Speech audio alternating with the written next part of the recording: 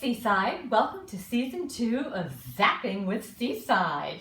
We are here with the fabulous Leanne, the woman behind the laptop, and sitting in for Meredith today is Chelsea. Hello, Chelsea. Thanks for being our videographer for the day. You're welcome. So today we're going to talk to you about follow-up plans. So as you can see, Chelsea, go ahead and point it to the screen.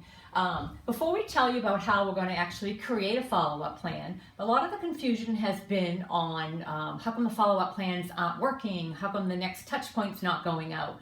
And I think that the problem is that we're not doing our job of what, if you set up a personal email or a personal phone call, you need to do that step before Zap can proceed with the next step in the follow-up plan. So taking a look at your dashboard, I want to show you how Zap is going to let you know that you have something to do.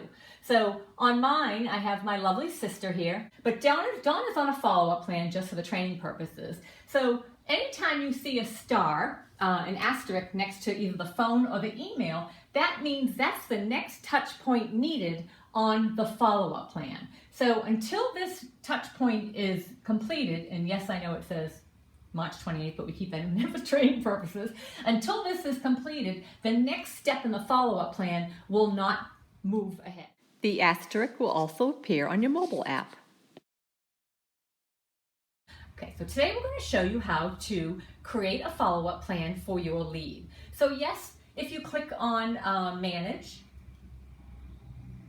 and go to your follow-up plans, you could certainly just select any follow-up plan to add to your lead. But what you really want to do is customize a follow-up plan. So that's what we're going to show you today and what we had gone over in the class. So in order to do that, you can either create your own follow-up plan from scratch, but today what we'll do is we'll take a current follow-up plan and we'll edit it, saving it for your particular lead. Okay, so Leanne, let's see, which one do we want to do? Let's do the responsive lead follow-up. That's always a good one. And you can see I have a lot of follow-up plans in here. So here we go.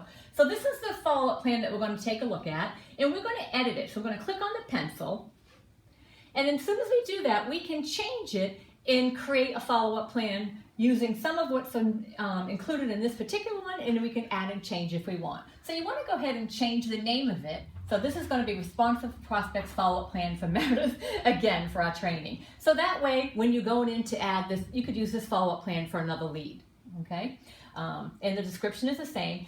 The user access is going to be yourself. I think with mine, you can see a little bit more. You have to select your audience. So whether it's a responsive prospect, the timeline to transact, and again, the leads that you get that are within 3 months from now to buy a home, they're going to transact within a short period of time. You don't necessarily need to put them on a follow-up plan because you're going to be communicating with them on a regular basis. So really the follow-up plans are for leads that are 6 months or more down the road, okay? Select your client interest. And then here are all the touch point sequences. Leanne, scroll to the bottom. So currently it has, I think, 8, right? So you can either use this one as is, or you can edit it and you can add more follow-up plans. But let's go back to the top and take a look at it. Okay. So the very first touch point on this follow-up plan is a phone call. If you don't do the phone, that's a personal phone call. So if you don't do the phone call, the automated email will not be sent out. And that's where you're going to get the asterisk on the phone call in your dashboard. So if you don't want this to be a phone call, let's change it, Leanne. Let's do the first one because we're assuming that we're going to put a lead on a follow-up plan. So we're going to assume that we've already spoken to the lead. So this one could be an automated email, okay? And then the days after, let's put days after, let's keep it ASAP because that way it'll go on there, okay? And then you can choose your script, all right? Now you can certainly create a script or use one of the scripts here. And just a reminder, like if this was a Zillow lead, there are scripts in here that address Zillow leads on here. So let's check on, are you still searching for a home? So go ahead and click select. Okay. The next section, the next touch point is an automated email. Well, we already sent an automated email, so let's do a personal email this time. There we go. And because it's a follow-up plan, and it's going to be a little bit further down the road, let's make the touch point 14 days. Okay, so you don't have to keep it for what it says. You can certainly do it for a shorter time. And then go ahead and find a script.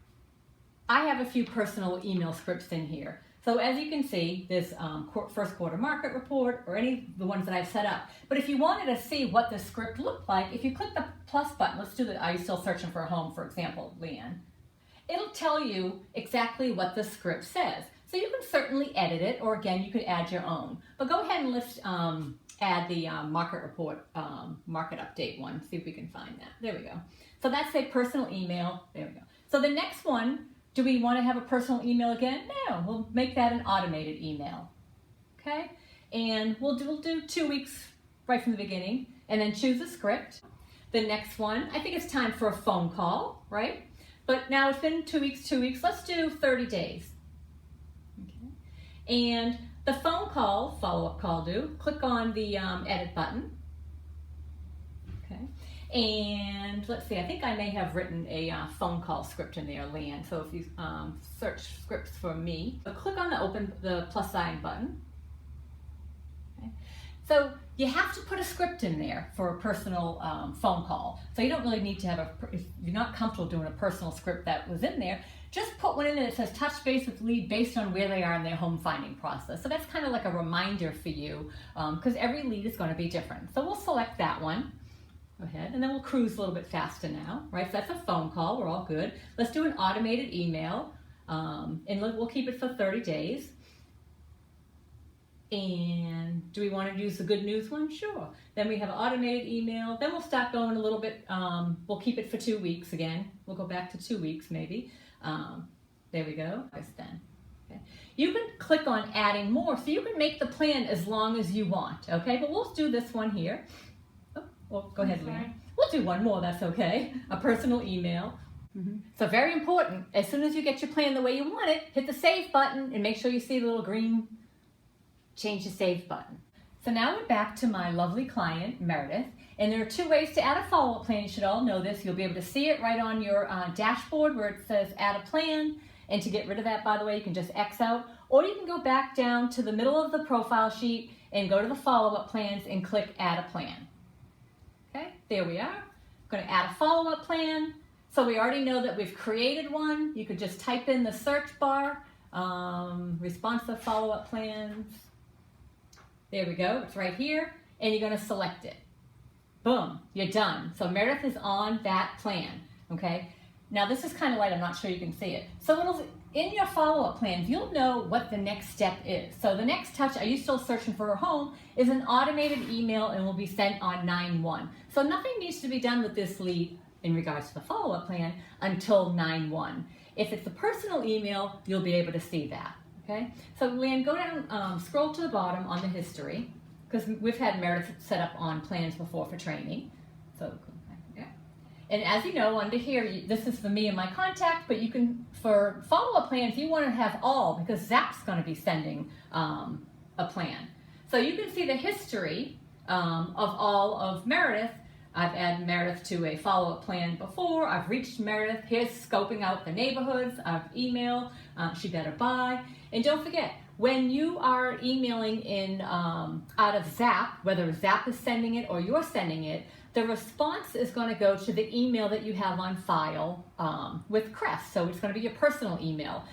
You're still going to be able to see the email here, but you're also going to get it in your Gmail or your Outlook or whatever you have used for email.